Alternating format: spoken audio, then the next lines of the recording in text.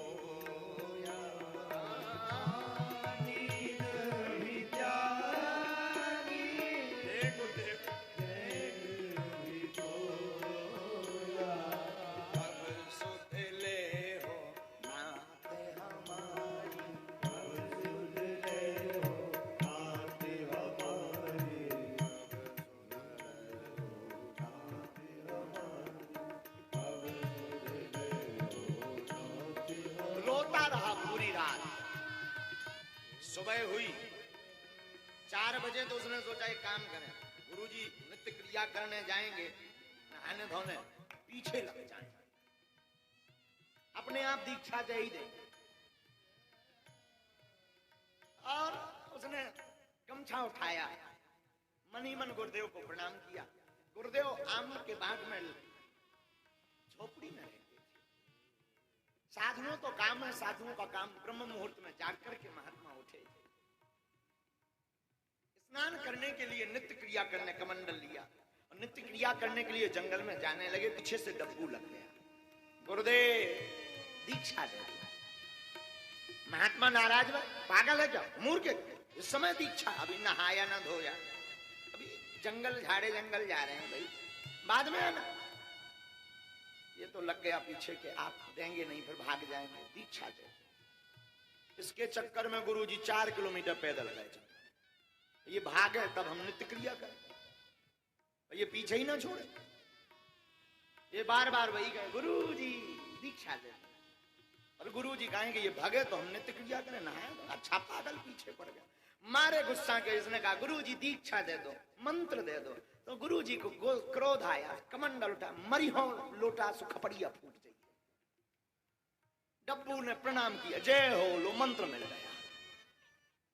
इसने मंत्र ध्यान कर लिया। अब तो गुरुजी को प्रणाम किया, बोले गुरुजी अब फ्री हो जाओ, हम चले।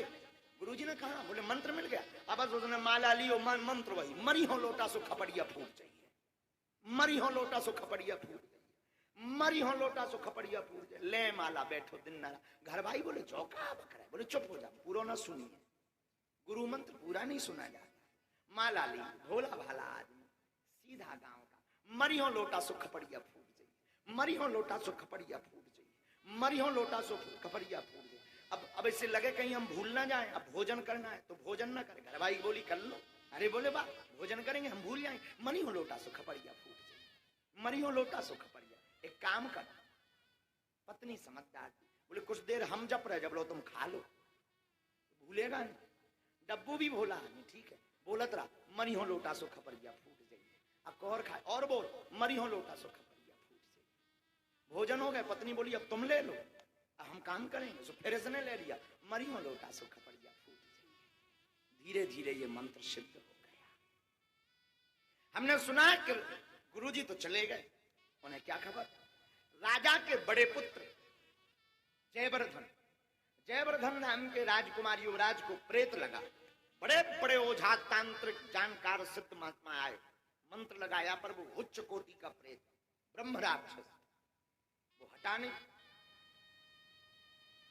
मरणासन्न स्थिति जब राजा के बालक की हो गई तो नगर में मुनादी पिटाई गई पूरे राज्य में, अगर कोई जानकार हो, सिद्ध हो, और अगर राजकुमार को बचा दे तो उचित इनाम दिया जाएगा। डब्बू ने सोचा गुरुजी मंत्र तो दे ही गए थे, वो कथा में सुना गए थे कि ये मंत्र गुरु मंत्र कुछ भी हो अग्नि पर भी काम कर देता है। इसने सोचा क्यों ना प्रैक्टिकल कर लिया जाए। राजा के भवन में गया, बड़े बड़े तांत्रिक ओझा बैठे पर ठीक नहीं कर पाए। ये बोला हट जाओ, हम ठीक करेंगे। इसका विश्वास इतना दृढ़ था, हम ठीक करेंगे। बड़े बड़े तांत्रिक हंसने लगे, अरे भाई डब्बू तुम भेड़ चराने वाले, बकरी चराने वाले, बड़े बड़े सिद्ध महात्मा जिनकी जटाएं जमीन में गड़ गई वो नहीं ठीक कर पाए, तुम क्या खाक करोगे। अरे बोले चिंता मत करो। गुरु को प्रणाम किया, कान में राजा के लड़के के पास गया और बोला मरी हो लोटा सो खपड़िया फूट जाइए। और जैसे ही इतना कहा सो प्रेत को लगा कि ये हमें पहचान गया, कहीं सच में ना खपड़िया फोड़ दे। भूत ने दई गदबा और भूत भगो लड़का ठीक होगा। मंत्र मूलम गुरु वाक्यम, लड़का ठीक हुआ सो तो ठीक है। अब सुनना पूरी बात, बालक ठीक हुआ, बालक ठीक हुआ। जैसे बालक ठीक हुआ तो राजा ने इनको राज्य का पुरोहित घोषित कर दिया, गुरु, राज्य गुरु घोषित कर दिया। अब तो लंबी कतार लाइन लगने लगी, जो छोटे बड़े बड़े तांत्रिक सिद्ध महात्मा थे वे भी प्रणाम करने लगे। डब्बू बोले जय हो गुरु जी। बड़े बड़े लोग उपहार लेकर आने लगे, महिमा इसकी बढ़ गई। एक दिन गुरुजी के कानों में इसकी महिमा की खबर पहुंची तो गुरुजी भी दर्शन करने आए कि कोई एक ऐसा महात्मा हुआ है अमुक राज्य में बहुत सिद्ध है। लंबी लाइन लगी तो गुरुजी भी लाइन में लग गए। डब्बू ने दूर से देखा कि अरे ये तो हमारे गुरुदेव हैं, आसन से नीचे उतरा, लोगों को एक तरफ, हट जाओ सिपाहियों, गुरुदेव चरणों में साष्टांग दंडवत करके लेट गया। गुरुजी चिंता में कि हम तो तुम्हें पहचानते थे। गुरुदेव आप हमें नहीं जानते, हम तो आपको जानते।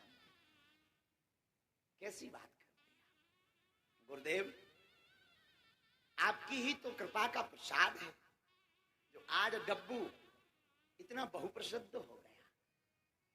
अच्छा तुमने दीक्षा कब ली? याद करो गुरुजी, जंगल जा रहे थे, झाड़े जंगल, कमंडल ने गुरुजी को कुछ ध्यान नहीं। अच्छा मंत्र कौन सा दिया? गुरुजी एकांत में चलो।